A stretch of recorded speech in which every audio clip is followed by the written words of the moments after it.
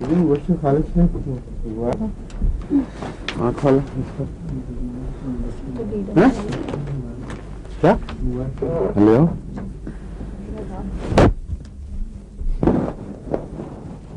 السلام علیکم ورحمۃ اللہ. آج کون سا سبق ہے؟ لیڈم پڑھا رہے تھے آپ. لیڈم پڑھا رہا تھا جی لیڈم ٹھیک.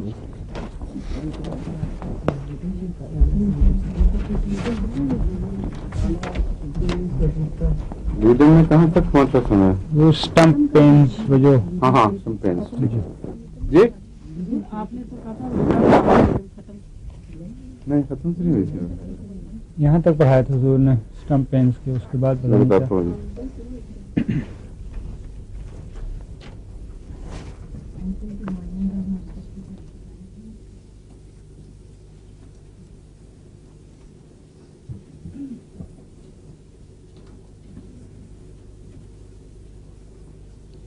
زخموں کے متعلق بات ہو رہی تھی. اس میں میں نے ایک اور بھی نوٹ لکھا ہوا ہے.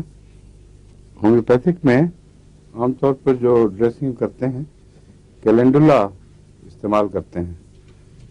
اس میں ایک فائدہ یہ ہے کہ اینٹی سیپٹک بھی ہے لیکن اس طرح کا نہیں جو اسٹرانگ اینٹی سیپٹکس ہوتے ہیں. جو جسم خون کے ذرے اور سیلز جو گروتھ کے لیے اس وقت ایکٹیو ہونے چاہیے ان کو یہ کوئی نقصان نہیں پہنچاتا. اس لیے عام طور پر گرینولیشن اس کی بہت جلدی ہو جاتی ہے زخموں کی.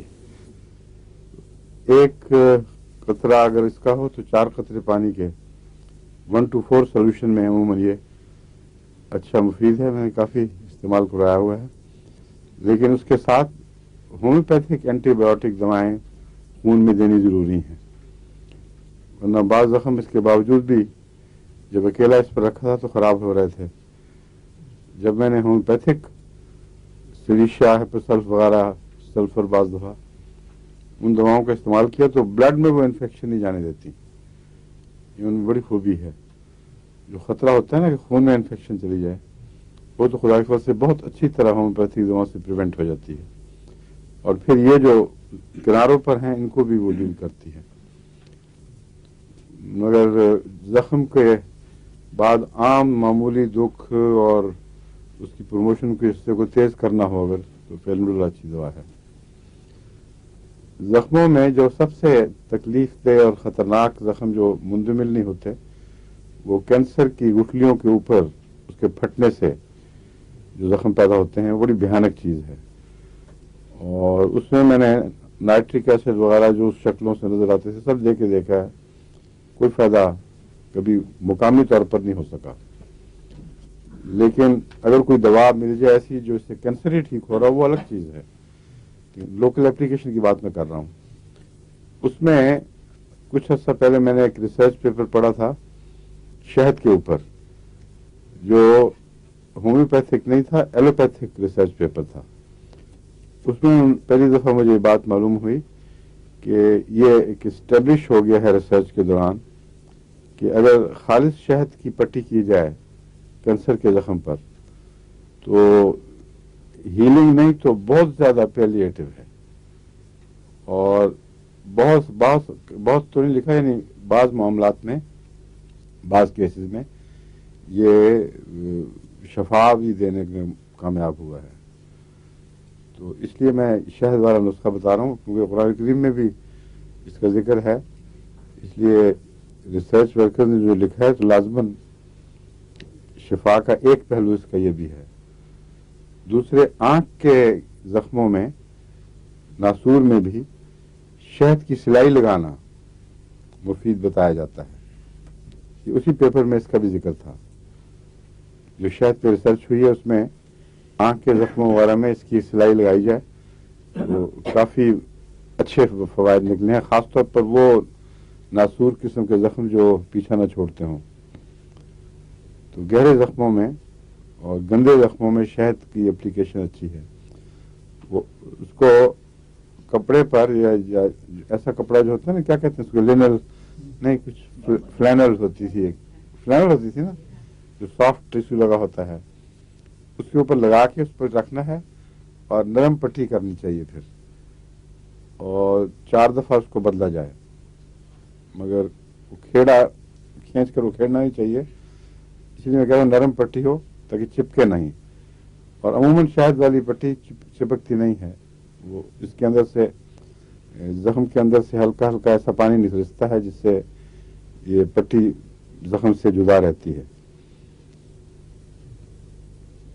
तो कैलेंडुला लोकल एप्लीकेशंस की बातों में, कैलेंडुला रोजमर्रा के लिए और खतरनाक गहरे जख्मों के लिए शहद की पट्टी।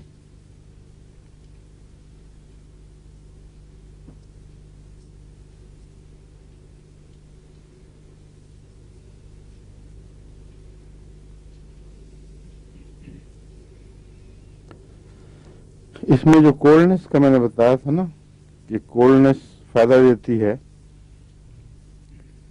उसको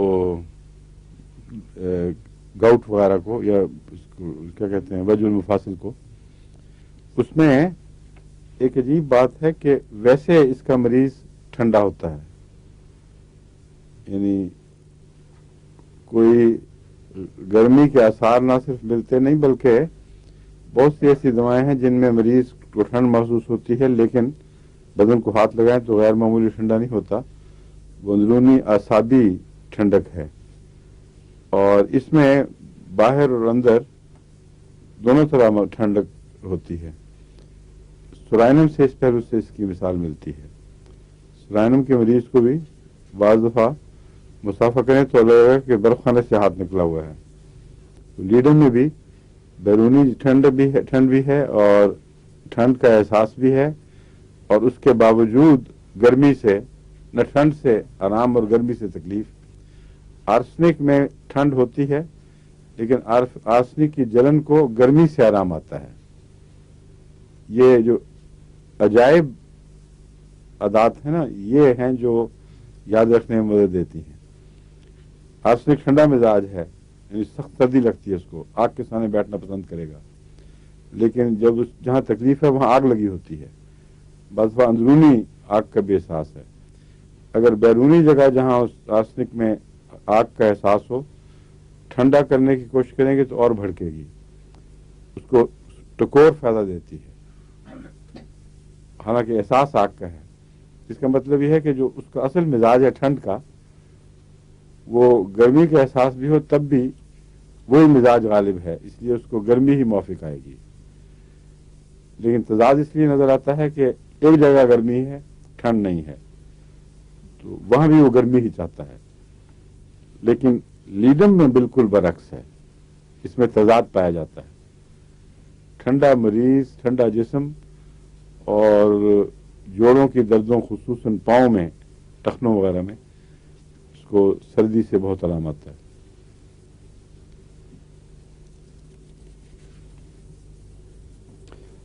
इसके ब्लोटेडनेस इसकी लैक्सिस से बहुत मिलती है।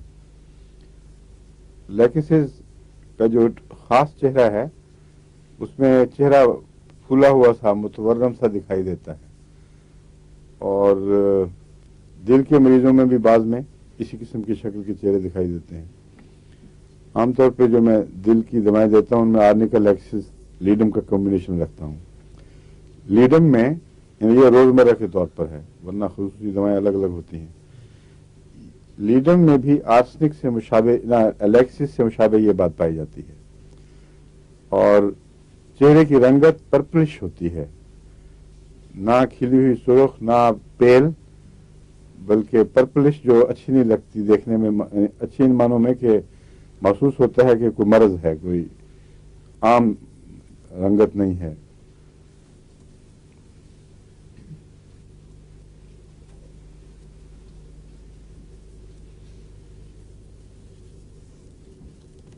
और नीचे, घुटने से नीचे ड्रॉप्सिकल कंडीशंस होती हैं। ब्लोटेड तो ये रहता है जैसे खमीर फूला हो, डो रोटी टाइप की फुलावट है, लेकिन ड्रॉप्सी में मालूम होता है कोई चीज भरी हुई है, पानी भर गया है, या हवा इस तरह भर गई है कि अंगूठा लगाएं, दबाएंगे तो कुछ देर तक दबा ही रह जाता है, वहां से हिस्सा सफेद फिर आहिस्ता आहिस्ता उभरता है, और वो दरमियानी सी सख्त फुलाहट होती है वो, उसमें पर्पल रंग उसमें भी पाया जाता है, इसकी जो निचले पाँव वगैरह या घुटनों से नीचे टांगों में, इसको क्या कहते हैं इसको उर्दू में, ड्रॉप्सी को, कुछ पता है?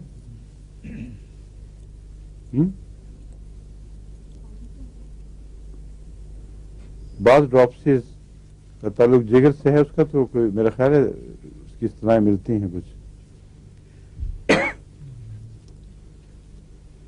पानी की भड़की लग जाती है जब वो पेट फूल के ड्रॉप्सी होती है, वो उर्दू में फिर हम क्या कहें, वरम ही कह सकते हैं बस, सोजन वरम। हाँ, मगर ब्लोटेडनेस से मैं फर्क की खातिर पूछ रहा हूँ,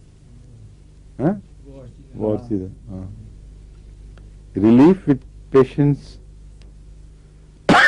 रिलीफ गेट्स इन सिटिंग, ये तो वही है सारा।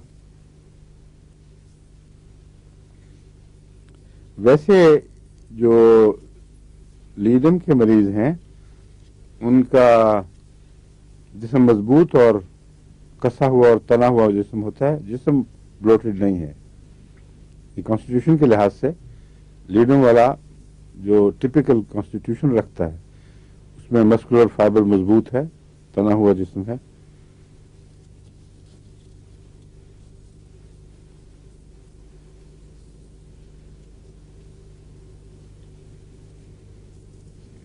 अब नी जॉइंट्स के मुतालिक, इसके मुतालिक काफ़ी शोहरत है कि ख़ास तौर पर टखने के बाद घुटने में जो मरज़ बैठ जाए और क्रॉनिक हो जाए उसमें ये मुफीद है। वही चीनी बेगम कहती हैं कोई मुफीद नहीं है। क्यों जी? आपका और होम्योपैथिक किताबों का तसादुम हो गया यहाँ। हाँ जी, आप कहती हैं कोई मुफीद नहीं है। बिल्कुल नहीं।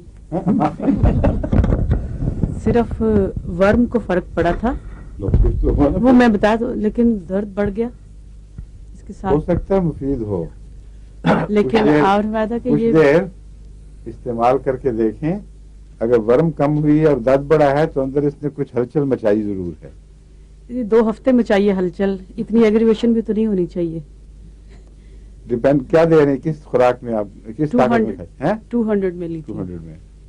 हाँ जी। 30 में खा के देखिए, नहीं जी, अब इसको नीचे उतर के 30 में इस्तेमाल करके देखें। फिर कलकरिया सल्फ 30 में की। वो तो अच्छी अब चीज है, अब उसको 200 शुरू कर वो तो दिया। आपको मुफीद है ना, जी वो मुफीद है। बल्कि सर वो तो है ही मुफीद, इसमें बहुत मुफीद है। हाँ जी, मगर मैं इस पे तजुर्बा कर रहा हूँ ना, मुझ पे आपके घुटने पे। ठीक देखें है। तो सही कौन सच्चा निकलता है, आपका घुटना यही है। अच्छा ठीक है, हाँ। ये भी बड़ा ढीठ है वैसे। अच्छा, यूं फिर करूं अदल बदल के एक दिन नहीं नहीं जी। उसको छोड़कर लीडम 30 पे आ जाएं। मसलन आज कलकेरिया सल्फ 200 लेके आई हूँ। अब 1-2 दिन आराम कर लें, कलकेरिया सल्फ से फायदा उठाकर 1-2 दिन आराम कर लें, जी फिर लीडम 30 में शुरू करके चंद दिन के बाद फिर रिपोर्ट करें। ये ना सीढ़ी न चढ़ सकूं।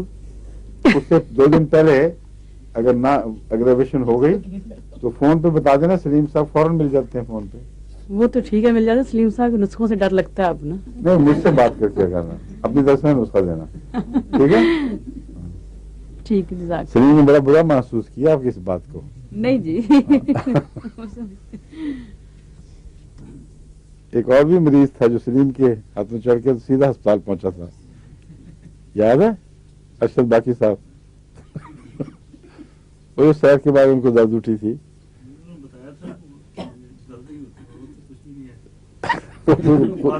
मालूम करना था।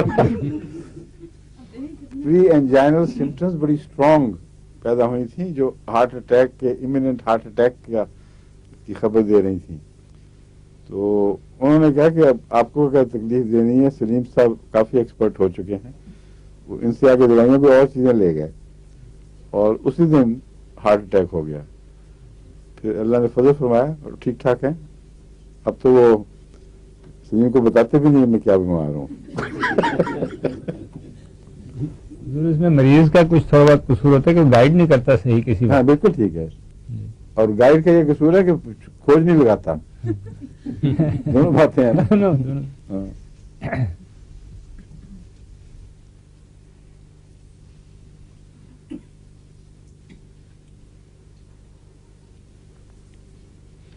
اس میں پیشاب میں ایک علامت ہے جو جلسیمیم سے ملتی ہے، اور جلسیمیم بھی ٹھنڈی دوا ہے ویسے، لیکن لیکسز میں اور اس کے پیشاب میں فرق یہ ہے کہ لیکسز میں عموماً پیشاب میں کچھ رنگ پایا جاتا ہے، یلو یا اور کچھ رنگ آئے گا. اس کا کھلا پیشاب بالکل بے رنگ، گویا اس میں کچھ نہ ہو، صرف پانی ہی ہو.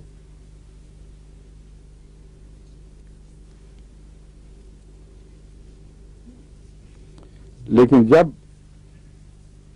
اس کے مریض کو کڈنی کی تکلیف ہو، یہ جو پیشاب کی علامت بتا رہا ہوں یہ کڈنی سے اس کا تعلق اتنا نہیں لگتا، عام اعصابی دباؤ سے بعض دفعہ، جس کو ہم اعصاب کو نس کہتے ہیں مگر نہیں نروس کو، لیکن نسی دباؤ کبھی نہیں سنیں گے آپ، اعصابی دباؤ ہی کہتے ہیں اس کو، یعنی جب نروس پریشر ہو اس وقت جو پیشاب کھل کے آتا ہے یہ اس کی علامت ہے. جسیم میں بھی یہ علامت اسی کی ہے.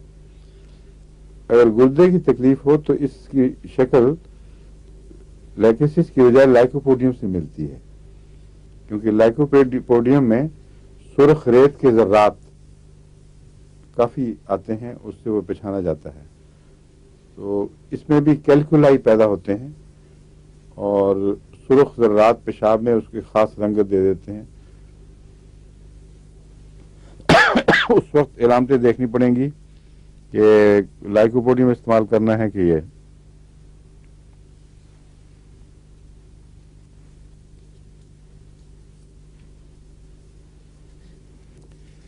اس کی جو رومیٹک ٹینڈنسیز ہیں وہ میں بتا چکا ہوں پہلے، ٹخنوں سے شروع ہو کر پاؤں سے اوپر کی طرف بڑھتی ہیں. ایک یہ بھی بات بھی دیکھنے والی ہے کہ یہ آپ کے جو آغاز ہوا تھا پاؤں سے آغاز ہوا تھا یا گھٹنے سے یا اوپر سے نیچے کی طرف آئی ہے پاؤں کے پنجے سے پھر تو لیڈم کی شبہ انگوٹھا بھی نہیں، چھوٹی انگلی کے ساتھ والی پنجے کے پھر لیڈم کو سنجیدگی سے استعمال کر کے دیکھنا چاہیے. پہلے نیچے اترے 30 میں، پھر اوپر جائیں گے، دوسری طرف جا کے دیکھیں گے 200 سے پرلی طرف کیا اثر ہوتا ہے. ٹھیک ہے؟ اچھا. ہاں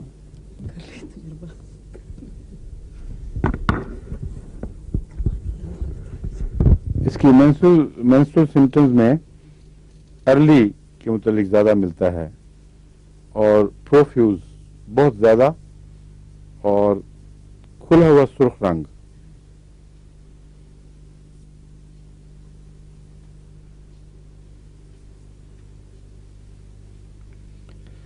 اگر مینسٹریشن کی ٹربلز اور دوسری پیشاب وغیرہ کی جو تکلیفیں ہیں ان میں بڑی کھلی تصویر لیڈم کی مل جائے تو پھر یہ کہتے ہیں کہ یوٹرین ہر قسم کی بیماریوں کا علاج ہوتا ہے.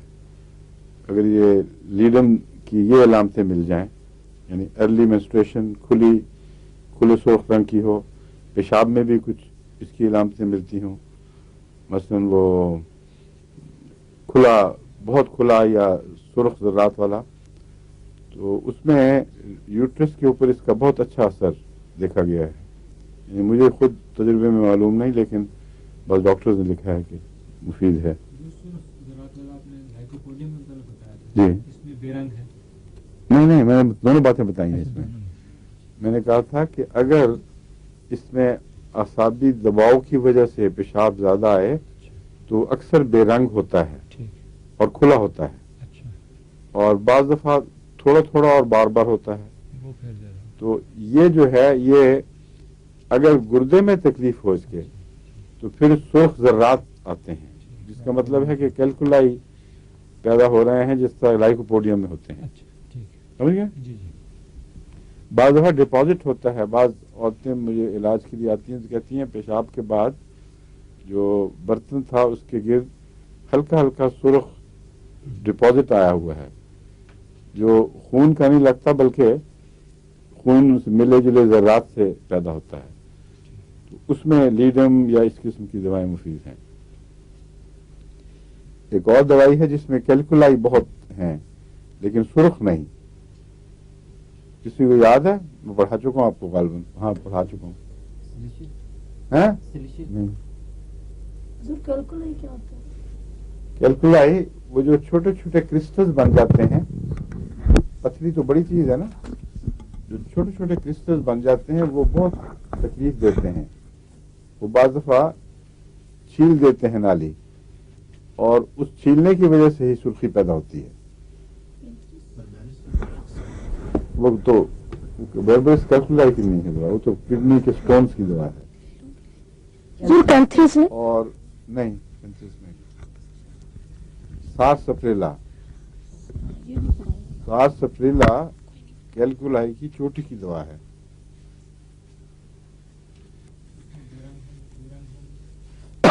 सारसप्रेला में ये सुर्खी की अलामत नहीं आती, लेकिन कसरत से निकलते हैं और इरिटेशन पैदा करते हैं। उसके नतीजे में हो सकता है कभी खून भी आ जाए, लेकिन ऐसा जो अंदर रिस्क है उसके रंग को बदल दे। कैलकुलाई के अंदर मालूम होता है रिस्क के साथ साथ बनते हैं कैलकुलाई, और साथ साथ खून की अमेरिश हो रही है। ये टिपिकल अलामत लाइकोपोडियम की समझी जाती है, और लीडम में भी है। और सिर्फ कैलकुलाई बच्चों में बहुत ज्यादा रेत लगता है, रेत निकली है अंदर से। वो पेशाब जो रेतला हो वो खास अलामत है सारसप्रेला की। सारसप्रेला की दूसरी अलामत यह है कि इसका मरीज, इसके बच्चे भी बूढ़े दिखाई देते हैं। उनकी जिल्द सुकर के ना, वो झुर्रियां पड़ के और रंग खोकर ऐसा लगता है जैसे कि बहुत बूढ़ा आदमी कदीम जमाने का हो ना, जिसके झुर्रियों से बिल्कुल सारा मुंह जो वो यूं इकट्ठा हो गया हो, सिलवटें पड़ जाएं। मेरे बाज बच्चों में भी ऐसी शक्लें दिखाई देती हैं। उनको कहते हैं सारसप्रेला का बच्चा, ये यानी टिपिकल सारसप्रेला की अलामत है। और ये जो अलामत है ये बड़ों में भी, अगर गुर्दे के अंदर वो उस किस्म के कैलकुलाई हों तो उसके साथ बाज़ दफा चेहरे पर यही अलामत जाहिर हो जाती है। इसलिए इससे खास तौर पर पहचाना जाता है। समझ गया?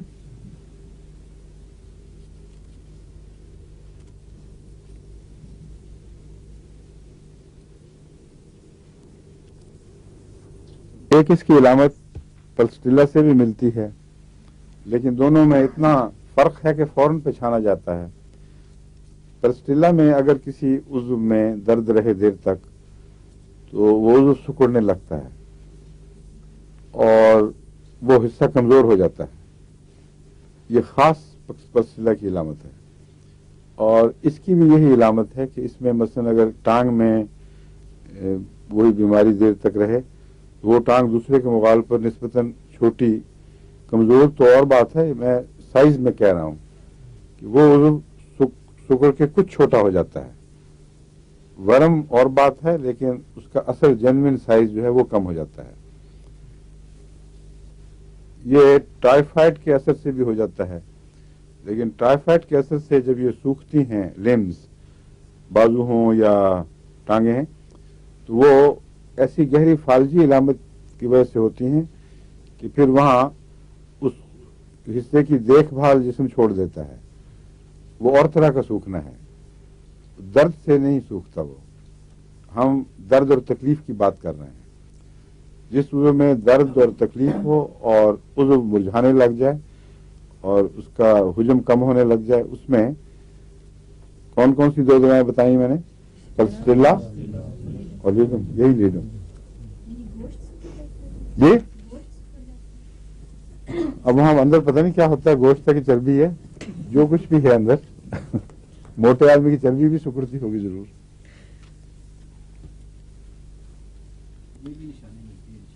हाँ? अच्छा, लो जी, सॉरी, तो छोटा हो गया। हुजूर पाँव में जूता, उससे पता लगा था खुला हो गया था। खुला हो गया। देखा, एक थाई का गोश्त भी कम हो गया, तकरीबन काफी फर्क है। अब बताओ, नहीं पता नहीं क्या कहा उन्होंने। वही बात कही है जो नहीं कहनी चाहिए। जूता पहनने लिबासुल लकुम को भूल गए हैं। वहाँ माइक नहीं है, वहाँ माइक तो नहीं है। शुक्र है नहीं है वहाँ, हैं? जरा दूर है। तो दूर है। डॉक्टर साहब को चाहिए ऊपर हाथ रख लिया करें।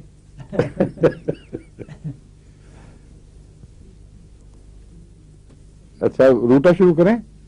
जी रूटा कर दे शुरू।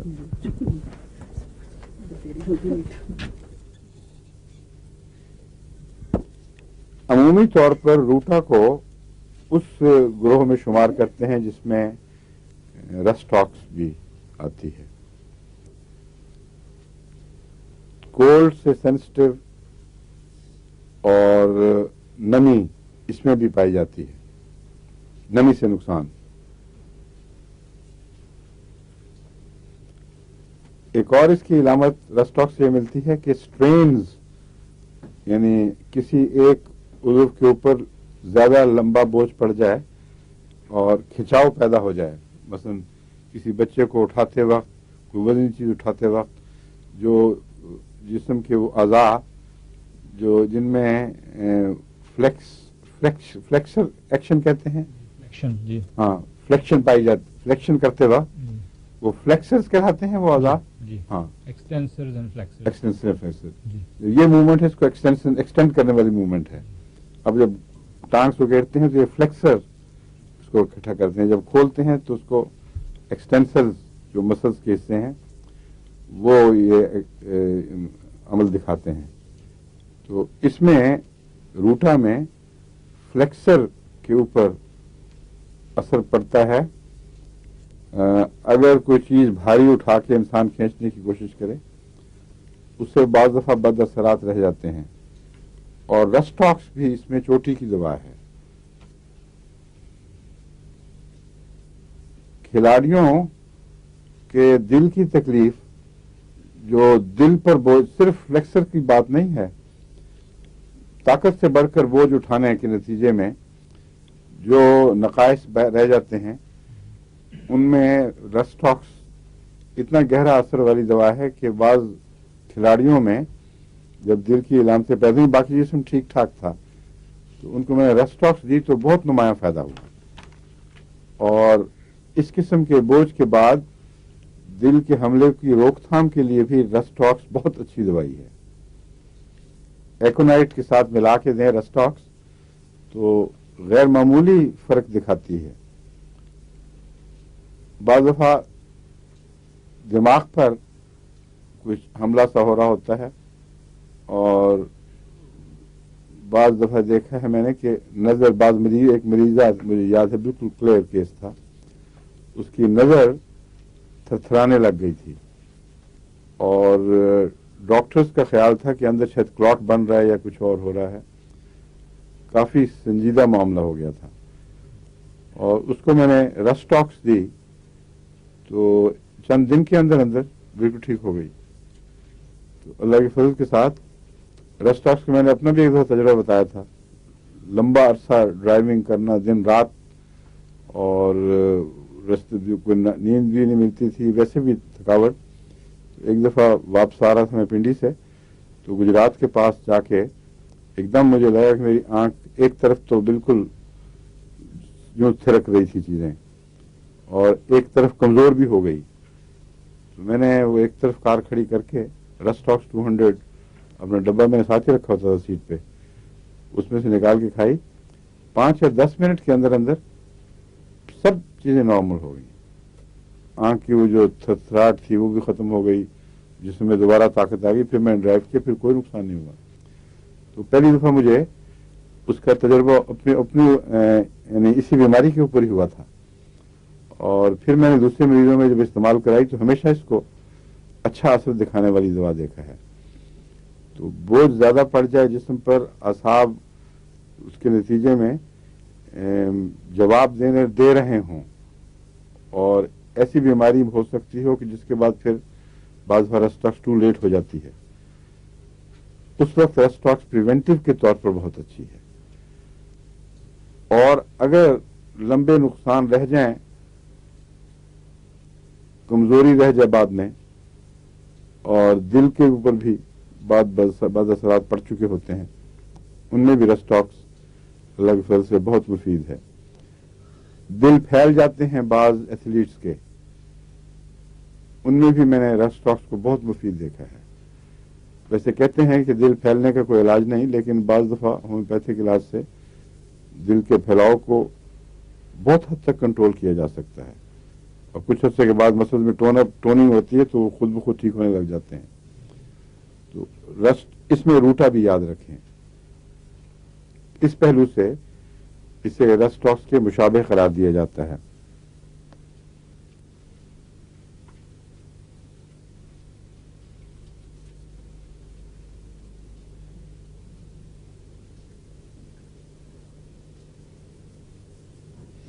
ایک چیز تو مجھے پتہ ہے، ٹینڈنس نیچر کے جتنے عضلات ہیں، یہ میں پہلے بھی آپ کو بتا چکا، روٹا ان پہ اثر کرتی ہے.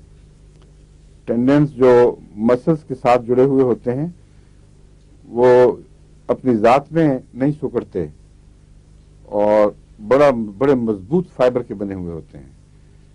جب مسلس حرکت کرتا ہے تو اس کے ریشے مسلس کے اندر جڑوں کی طرح پیوستہ ہوتے ہیں. جب مسل سکڑتا ہے تو وہ کھینچتے ہیں اس طرف. جب مسل ڈھیلا ہو تو وہ آگے آ جاتے ہیں. اس طرح ہم یوں موڑ رہے ہیں، اب یہ انگلی ہلا رہے ہیں، ان سب میں وہی ہیں ٹینڈنس قسم کے جو ریشے ہیں جن سے بکرا ذبح کر کے الٹا لٹکاتے ہیں نا، وہ سخت سی نالی بڑی مضبوط چیز ہے. وہ اتنی مضبوط ہوتی ہے کہ اس کے اوپر 10 بکرے بھی لٹکا دیں تو وہ نہیں ٹوٹے گی، پتلی سی رگ ہے. لیکن انسان اپنی بے احتیاطیوں میں بعض دفعہ اتنا دباؤ ڈال دیتے ہیں ان پر کہ ان میں اگر انجری ہو جائے تو وہ پھر عام مسل والی دواؤں کے کام کی نہیں ہوتی. اس میں یہ دوائیں جو ہیں جیسے رس ٹاکس، روٹا، یہ زیادہ بسر کام کرتی ہے. روٹا کا بہت تعلق ہے اس سے. آرنیکا کا اس سے کوئی تعلق نہیں. آرنیکا اس میں بالکل بیکار ہے. وہ مسلس کے اندر جو خون کے ذرے بھرے ہوئے ہیں اور ان کے لیے ٹھیک ہے. ایک لفظ مجھے نہیں سمجھ آتی، وہ کیا ہے؟ ایپو نیوروٹک فائبرز. وہ کیا ہوتے ہیں ایپو نیوروٹک فائبرز؟ ایپو مینز اس کے ساتھ، نیوروٹک جو اپروکسیمیٹی میں ہوں جو، اور جو نروز فائبرز. یہ کون سے فائبرز ہوتے ہیں aponeurotic? All the nerves they have, ان کے ساتھ ہوتے ہیں نا جی شیتھ وغیرہ. ہاں ہاں، تو اس کو کے کہتے ہیں جی، یعنی نروز کو کور کرنے کے لیے جو بھی اس کے خول ہیں ان کو ایپو نیوروٹک فائبرز کہتے ہیں. ٹھیک ہے. اور ان کے اندر انسولیشن کے فائبرز بھی ہوتے ہیں، پتہ ہے آپ کو؟ ایک نہیں حضور، یہ ٹشو جو ہے وہ اس کے اندر بہرحال کنیکٹیو ٹشو جو ہم کہتے ہیں، جو نروز کے اندر بجلی کی لہریں چلتی ہیں ان کی اسپیشل وولٹیجز ہیں، اور جسم کے مختلف حصوں کے لیے مختلف وولٹ چاہیے. اور عجیب و غریب نظام ہے اللہ تعالیٰ نے پیدا کیا ہوا جو دماغ غرت حیرت میں ڈوب جاتا ہے، سوچ نہیں سکتا. ساری بجلی ہماری اندر پیدا ہو رہی ہے، اور وہ جو جنریٹر لگے ہوئے ہیں ان کے لیے ان کے الگ الگ حصوں میں ان کے مددگار جنریٹر لگے ہوئے ہیں، اور وہ پھر بجلی کو سٹیپ اپ سٹیپ ڈاؤن، ٹرانسفارمر جو ہوتے ہیں نا وہ کرتے رہتے ہیں. اور پلس کو چلانے کے لیے جتنی وولٹ چاہیے وہ اتنی وولٹ مل رہی ہے. اب یہ جو وولٹیج اثر کر کے جاتی ہے وہاں، یہ نروز کے رگوں کے ساتھ ساتھ چل رہی ہے، اور باہر خون ہے، گیلا ہے، اور ذرا سے بھی برسات میں بے احتیاطی ہو جائے تو کتنی اچھی انسولیشن ہو، وہاں سے بھی لیک کر کے آدمی مر جاتے ہیں. لیکن روزمرہ کی ہر زندگی میں یہ بجلی کے لہریں چل رہی ہیں اندر، اور ان کو پرفیکٹلی انسولیٹ کیا ہوا اللہ تعالیٰ نے بیرونی حصوں سے اور خون سے. اور جب ضرورت پڑتی ہے انرجی کی تو اندر رستے رکھے ہوئے ہیں انرجی اندر پہنچانے کے. لیکن وہ جو سیلز ہیں شیز، ان کی ڈبل لیئرز ہوتی ہیں تاکہ وہ اس کا لمبا کام ہے، اس سے بحث نہیں ہے. مگر باہر سے میٹھے کے ذرات جو اتنی ضرورت ہے انرجی کی وہ اندر جا رہے ہیں باہر نکل رہے ہیں اور خون باہر ہی بیٹھا ہوا ہے. اس کو ضرورت نہیں ہے, خون ہی بھیجتا ہے, لیکن اس کی جو نمی ہے جس سے الیکٹرک شارٹیج ہو سکتی ہے وہ نہیں ہوتی. تو یہ ہے ایپوس نیوروٹک فائبرز کے کام, ان میں یہ چیزیں بھی سب شامل ہیں. حیرت ہے کہ نہیں عجیب سبحان بات. اللہ. اور اسی لیے قرآن کریم نے ایک جگہ یہ فرمایا ہے کہ تمہاری پیدائش سے زمین و آسمان کی پیدائش زیادہ پیشدار ہے, اور لیکن تمہیں علم نہیں, تم اس بات کو سمجھتے نہیں ہو. انسان جب اپنی پیدائش تک تو پہنچ جاتا ہے نا, اپنے اندرونے پر غور کر سکتا ہے, وہ سمجھتا ہے کہ اس سے زیادہ پیشدار چیز کوئی ہو نہیں سکتی. اور زمین و آسمان سادہ سے دکھائی دے رہے ہیں, موٹے موٹے اڑ رہے ہیں ذرے, اور ذرے نہیں, موٹے موٹے جو فلکی اجرام ہیں اور حرکت میں ہیں, بس اتنا ہی دکھائی دیتا ہے. لیکن اللہ تعالیٰ فرماتا ہے کہ وہ بہت زیادہ پیچیدہ معاملہ ہے. اب سائنسدان کچھ اس پر غور کر کے معلوم کر رہے ہیں تو پیج در پیج اس کی حل, لیکن بہت کنارے پر ہیں. دو چیزوں میں تحقیق بالکل سطحی ہے. ایک کائنات جب وجود میں آئی ہے, یہ تو پتہ لگ گیا ان کو میتھمیٹکس کے ذریعے کہ پہلے سیکنڈ کے کروڑویں حصے میں یہ ہوا ہوگا, پھر یہ ہوا ہوگا تک. لیکن کیوں ایسا ہوا, کیوں ہر ذرہ جو ہے, ہر انرجی کا ذرہ وہ دائروں میں بٹ گیا, اور ہر ایک کو ایک مرکز کیوں ملا, اور ان دائروں کے بیلنس کیوں قائم ہوئے, یہ ایک لامتناہی سلسلہ ہے تفصیلی تخلیق کا. اس کی وجوہات کے متعلق ابھی تک سائنسدان غور کر نہیں سکتے, اس لیے چھیڑتے ہی نہیں اس بات کو. کہتے ہیں پھر یہ ہوا, پھر یہ ہوا, پھر یہ ہوا, پھر یہ ہوا, بس ٹھیک ہو گیا. جیسے اب خود بخود یہی ہونا چاہیے تھا, حالانکہ یہ نہیں ہونا چاہیے تھا. کیوں آخر ہر ذرہ ایک مائکرو یونیورس بنا ہے, اور اس کے گرد خاص طریق پر الیکٹران نے حرکت شروع کی ہے, اور ان کے جو حرکت کے قوانین ہیں وہ الگ بنائے گئے ہیں. سب سے پہلا دھکا اس دور میں جو سائنٹسٹ کو لگا تھا وہ یہ تھا کہ نیوٹونک تھیوریز کے مطابق جو کیلکولیشنز کی گئی تھیں کہ ہر ذرہ جو حرکت کرتا ہے اس کو یہ قوانین کنٹرول کر رہے ہیں, ہر سیارہ جو حرکت کر رہا ہے اس کے یہ قوانین ہیں, اس کو ڈائنامکس کچھ کہتے ہیں, یعنی وہ نہیں, وہ جو دنیا کے وسیع ہیں ان کا کچھ اور ڈائنامکس.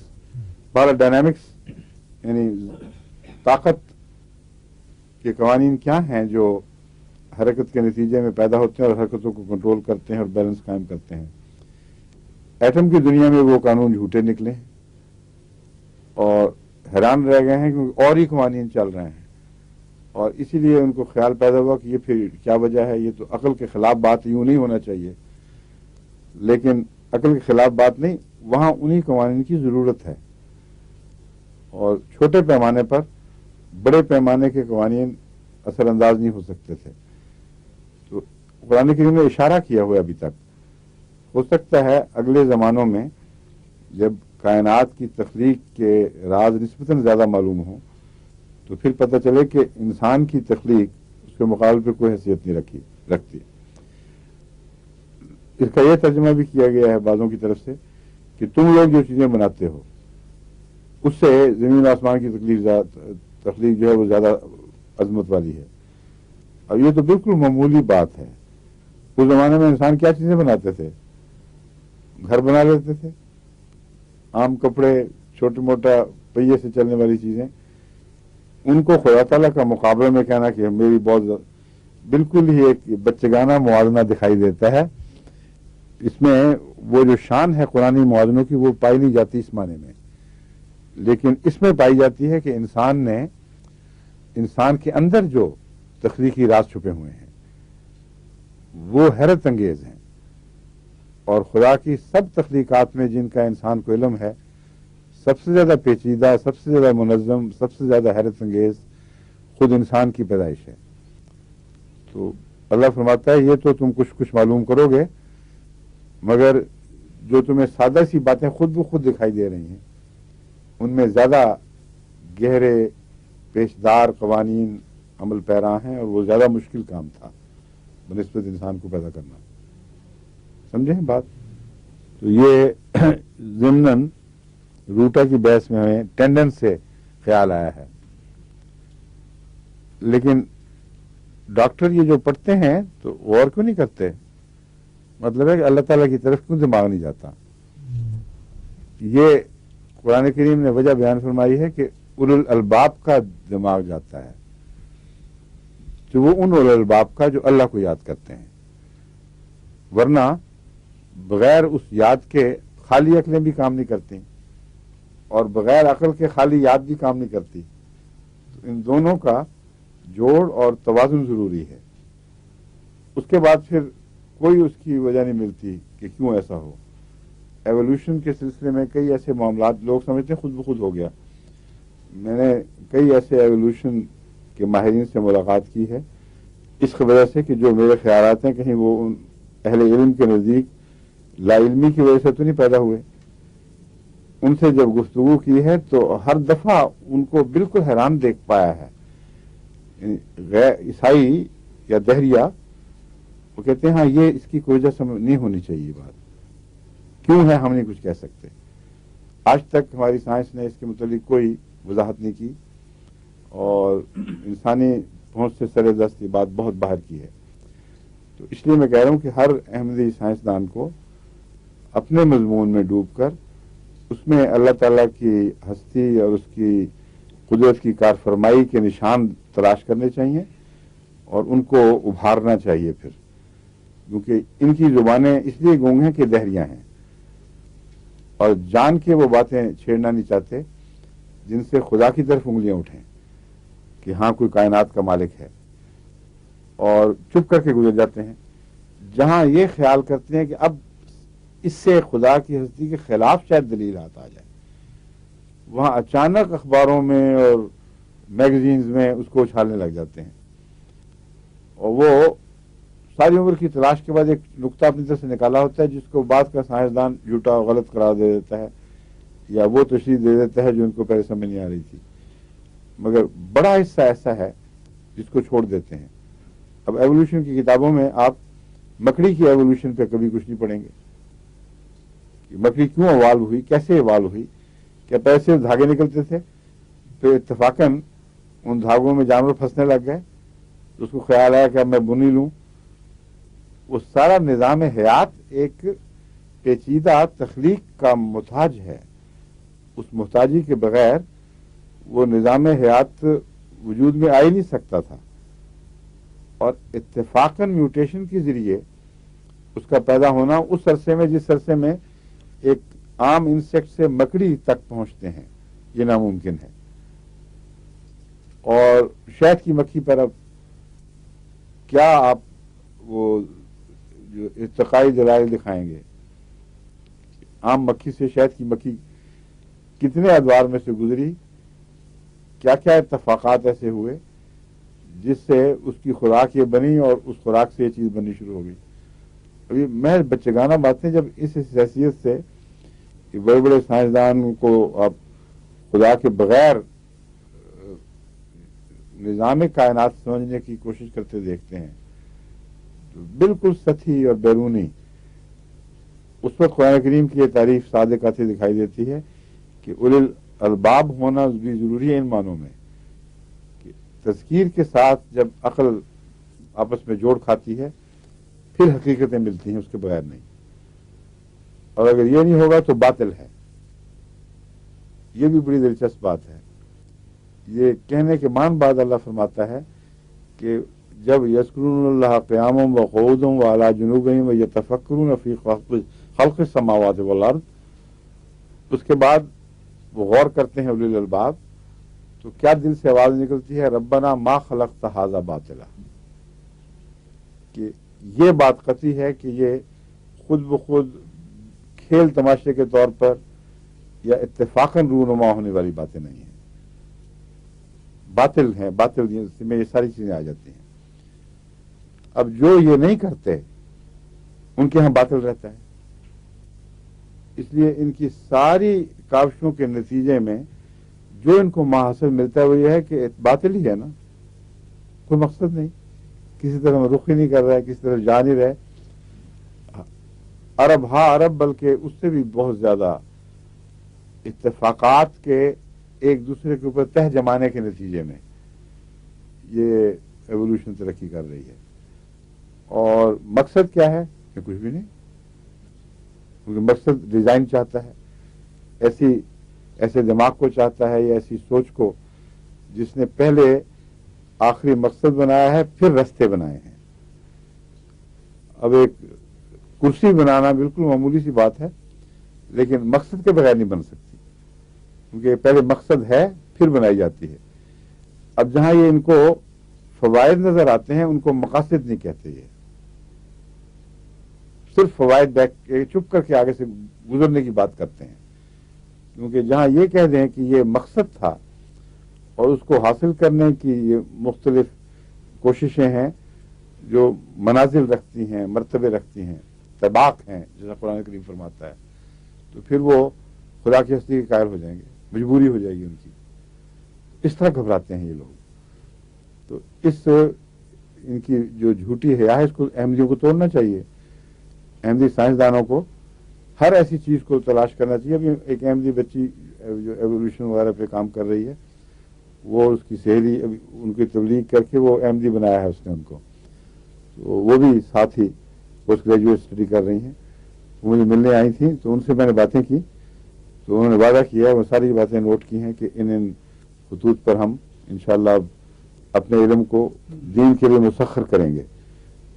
तो ये अगरचे होम्योपैथिक से बराह रास्त ताल्लुक नहीं, मगर होम्योपैथिक में भी तो ऐसी बातें दिखाई देंगी जो हैं, बेइंतहा हैं, हैरत अंगेज हैं। उन्हीं से गुफ्तगू में होम्योपैथी का जिक्र आ गया था। जब वो इसका ये बहस चली कि कितना, उनसे नहीं, एक और गुफ्तगू में आया था, वो जो है कायनात की उम्र कितनी है, किसी और से गुफ्तगू हो रही थी। तो उस उम्र में जो पता चला, जो उनका तस्वुर है, वो 34 raise to the power of 100 था। इतने साल सारी कायनात की उम्र होगी, लेकिन ये 34 raise to the power of 10 है, असल में 100 नहीं है। मगर होम्योपैथिक में 10 raise to the power of 200 potency तक चलती है, जो इतना माइंड बॉगलिंग है कि 200 ताकत में आकर यूं मालूम होता है कि सारी कायनात में जितने एटम्स हैं उनके शुमार से बढ़कर अगर कतरे हों पानी के और उनमें एक कतरा किसी दवाई का घुचोल मचोल दिया जाए और उसके किसी एक किनारे से चंद कतरे निकाल के कहा जाए ये 200 पोटेंसी है हमारी, तो कोई मान जाएगा कि इसमें कुछ है। लेकिन अगर हो उसमें और शीर बेगम के घुटने की दर्द जो है वो बढ़ जाए और वरम कम हो जाए, तो बताएं ये क्या हो रहा है। अनबिलीवेबल, लेकिन मजबूरी है, मानना पड़ता है, नजर आ रहा है, मुशाहदे का कौन इनकार करेगा। बस इसलिए मैं ये बातों बीच में आपका वक्त ले लेता हूं ताकि जब गौर करें तो कायनात पर जो खालिक की निस्बत खालिक के वजूद पर और उसकी सनाई पर जो कायनात और निजाम गवाहियां दे रहा है, उनको सुनना भी चाहिए, उनको उभारना भी चाहिए, उनको सुनाना भी चाहिए।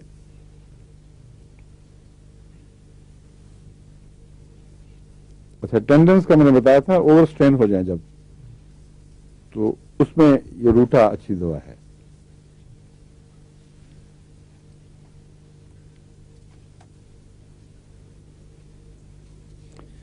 ऑपरेशन में भी जहां हड्डियों की सतह जख्मी हो जाए डॉक्टर से, मसलन बाज़ जिल्द के साथ हड्डी के साथ चिमटी हुई जिल्द है, वहां ऑपरेशन करना पड़ता है।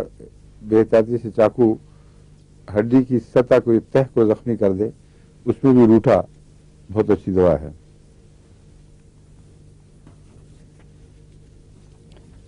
रूठा तो मैं बाज ऐसे मरीजों में जिनकी हड्डी पे जरब आ जाए, बाल पड़ जाए या फ्रैक्चर हो जाए, रूटीन के तौर पर देता हूं, क्योंकि ये जो नुस्खा है इसमें अस्पताल में रहने वाले मरीजों के मुतालिक उनके सर्जन्स ने गवाही दी है कि आम तौर पर जो हमारे ख्याल में हड्डी की ग्रोथ होनी चाहिए, मसलन अगर इसने 6 महीने लेने हैं तो 3 महीने में हो गई ठीक, 6 हफ्ते लेने थे तो 3 हफ्ते में ठीक हो गई।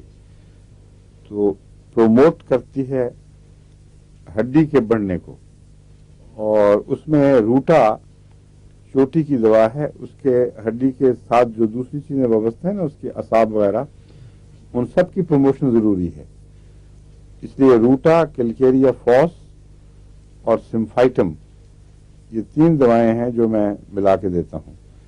कैलकेरिया फॉस इसके लिए है हड्डी के लिए, हड्डी के अपने मादे के लिए, और सिम्फाइटम और रूटा ये असाबी और नस रगो रेशो के लिए।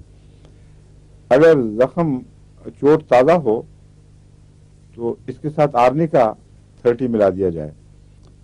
बाद मरीजों में भी उन्होंने मुस्तकिल भी फिर साथ रखी है और नुकसान नहीं हुआ कोई, बल्कि हमेशा अच्छी रिपोर्ट दी है। इसलिए अब मैंने इनको कहा कि आर्निका मुस्तकिल दाखिल कर लें इसमें। जी हाँ,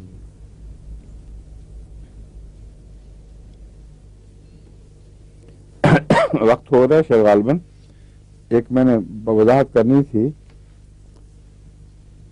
मैंने एक बताया था कि चेहरे के बालों पर जो औरतों के चेहरे पर निकल आते हैं, या बाज़ मूछें बन जाती हैं, बाज़ दफ़ा वैसे बाल ज़्यादा हो जाते हैं, जिल्द पर वैसे भी बढ़ जाते हैं, इनके लिए मैंने नेट्रम्योर एक दफ़ा बताई थी, सीएम में एक खुराक दी जाए।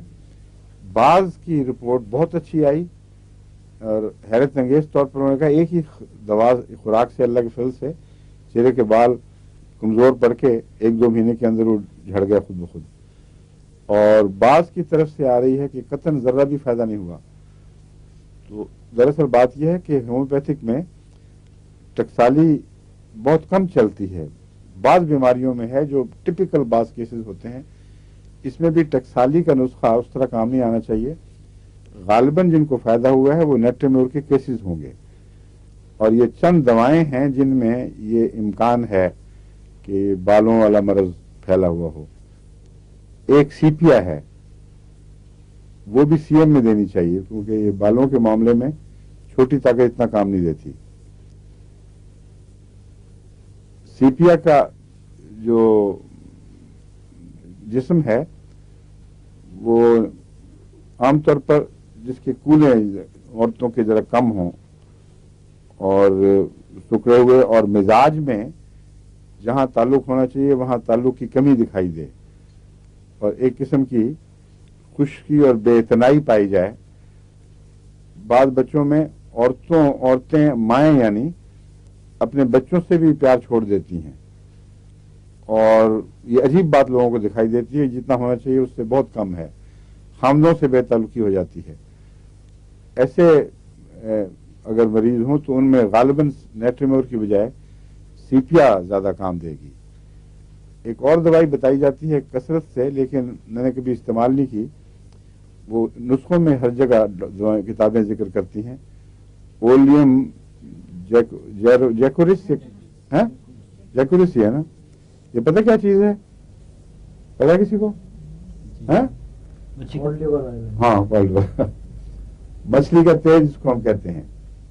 अब कॉल्ड लिवर ऑयल वैसे खाने से ये बाल झड़ जाए, मेरा नहीं ख्याल कि किसी के झड़ेंगे, लेकिन लोगों को किताबों में जिक्र मिलता है, इसलिए मालूम होता है ऊंची ताकत में देना पड़ेगा।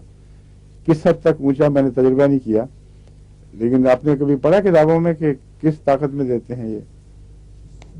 ओलियम जैकोरिस है, मिसालों में नहीं मदर टीचर तो सारे खाते हैं उसके। मेरा ख्याल है ये पढ़ने के जैकुलिस से मुझे ख्याल कई दफा आया है कि हो सकता है जिन बच्चियों को माओ ने खूब ये तेल पिलाया हो उनके ही बाल उगते हों, क्योंकि जहां ये तेल पिलाने की टेंडेंसियां हैं वहां बालों का इम्कान ज्यादा नजर आता है। तो इसलिए अगर ये काम करेगी तो ऊंची ताकत में करेगी, अपोजिट। तो करके देख लें तजर्बे, पता लग जाएगा क्या हालत है। नेट्रमेयर, सीपिया, ओलियम जैकोरिस, क्या नहीं कोई एक इनमें से इनमें से कोई एक दवा तजुर्बा करके पहले उसको मौका देना चाहिए, उससे फायदा ना। मसलन नेट्रमेयर अगर किसी को शुरू कराई है तो उसके बाद मेरा मशवरा है कि सीपिया दी जाए। फिर 1-2 महीने में, ये 2 महीने तो कम से कम लगेंगे। बाद 1 महीने में रिपोर्ट मिली है कि वो इतना नुमाया फर्क पड़ा था कि उन्होंने महसूस कर लिया, 2 महीने में झड़ गए। 2 दफा दी जाए और हाँ, उसके बाद कुछ 1-2 महीने का इंतजार करके, 1 महीना इंतजार करके सीपिया दे दें फिर सीएम में, और वो 1-2 महीने के बाद फिर रिपीट कर दें, 1 महीने के बाद रिपीट कर दें, चलें ठीक है। और फिर उसके बाद अगर कोई फर्क ना पड़े तो और 2 दवाएं हैं जो जिनका जिक्र मिलता है। एक थूजा, हाँ ऊंची ताकत में, और एक थायराइडिनम जो ग्लैंड की इसकी खराबी से पैदा होती है। इसके ये जो ग्लैंड है यहाँ का थायराइड, इसकी खराबी से बहुत सी ऐसी टॉक्सिन बनती हैं जो औरतों और मर्दों के उन ग्लैंड्स पर भी असरअंदाज होती हैं जो उनके नॉर्मल फंक्शनिंग के लिए जरूरी हैं। यानी वो ग्लैंड जो ऐसी सिक्रीशंस बनाएं जिससे औरत की सिफात कायम रहें। उसके बरक्स ऐसे ग्लैंड्स हैं या वही ग्लैंड्स एक और सिक्रीशन भी बनाते हैं जो मर्दाना सिफात के लिए जरूरी हैं। तो इनमें जो खलत मलत हो जाए उसमें थायराइडिनम वजह बन सकती है। थायराइड की खराबी। तो इसलिए अगर इसकी अलामतें हों कि शायद थायराइड की खराबी हो तो उसमें थायराइड का इलाज होना चाहिए। लेकिन थायराइडिनम भी डॉक्टर बताते हैं वो थायराइड के इलाज के लिए एक अच्छी दवा है। ये तो मैं तो 200-1000 सीएम तक भी जाता हूं, लेकिन छोटी ताकत में नहीं। तो अब ये डिपेंड करता है मेरे ख्याल में, जहां सीपिया में तो सीएम ही जरूरी है। कई और ऐसी वजूहत है जिसमें वो छोटी में इतना काम नहीं करती, लेकिन ये जो है दवा इसमें गालबन 200 से शुरू करके देखा जाए 1000 फिर ऊपर जाए, हो सकता है मुफीद हो। और थूजा 200 या ऊपर। हाँ, थूजा दिया है, मेडोरेनम नहीं दिया। लेकिन थूजा जहां नाकाम हो या अकेला काम ना करे वहां मेडोरेनम बहुत अच्छी दवा है। और ये भी उन दवाओं में से जिसे आमतौर पर बहुत कम इस्तेमाल किया गया है। हालांकि बाज दफा ये ख्याल आता है कि बाज इलाकों या बाज मुल्कों में तो इलाज ही थायराइडिनम से शुरू करना चाहिए, क्योंकि बाद ऐसे जहर हैं थायराइड नहीं, वो मेडोरिनम। हाँ, प्रोनाउंसिएशन की बात हो रही थी। नहीं, मेरे ख्याल में मेडोराइनम नहीं है, मेडोरिनम है, ये मेडोरिनम। मैं चेक करूंगा। वो जो विटामिन वाली बात थी वो मैंने जोन्स की जो इंग्लिश प्रोनाउंसिएशन डिक्शनरी है उसमें चेक की है, वो दोनों जायज हैं। विटामिन भी पढ़ा जाता है ऑफिशियली, यानी एक्सेप्टेबल, और वाइटामिन भी। पुराने जमाने में विटामिन पे ज्यादा जोर था अंग्रेजों का, वो विटामिन कहा करते थे। अब वो अमेरिकन इन्फ्लुएंस क्योंकि ज्यादा पेनिट्रेट कर गया है, इसलिए तालीम याफ्ता तबके में दोनों ही सुनाई देते हैं। तो डैनियल जोन्स जो है वो अथॉरिटी है आखिरी, इंग्लिश प्रोनाउंसिएशन में उससे बड़ी अथॉरिटी कोई नहीं है। इसके साथ एक और भी है प्रोफेसर, उन दोनों ने मिलके वो किताब लिखी जो अपडेट करती रहती है उनकी टीम। तो ये लेटेस्ट में मैंने चेक किया है, तो ये भी देखेंगे मेडोरिनम है या मेडोरिनम है। आमतौर पर मेडोरिनम पढ़ते हैं लोग, आपने नया तलफ़ुज़ बताया मेडोराइनम। हाँ, मेडोराइनम भी मुमकिन है अंग्रेजों के तर्ज पढ़ने की तर्ज में। आपके डॉक्टर्स उसको मेडोराइनम कहते होंगे, हैं? हाँ, तो मैं फिर देख के बताऊंगा आपको, ये भी मिल जाएगी उसमें से कहीं। भी कहते हैं गालिबन, वो कैलाई तो अमेरिकन कहते हैं, केलियम से जी, अमेरिकन काली वैसे है, काली। कैलायम नहीं है लफ्ज़, कैलियम है। केलियम, ठीक कलायम तो कोई भी नहीं पढ़ता, ना अमेरिकन पढ़ता है, ठीक ना ये अमेरिकनों को आदत है वो आई को लंबा कर देते हैं यूं। ठीक।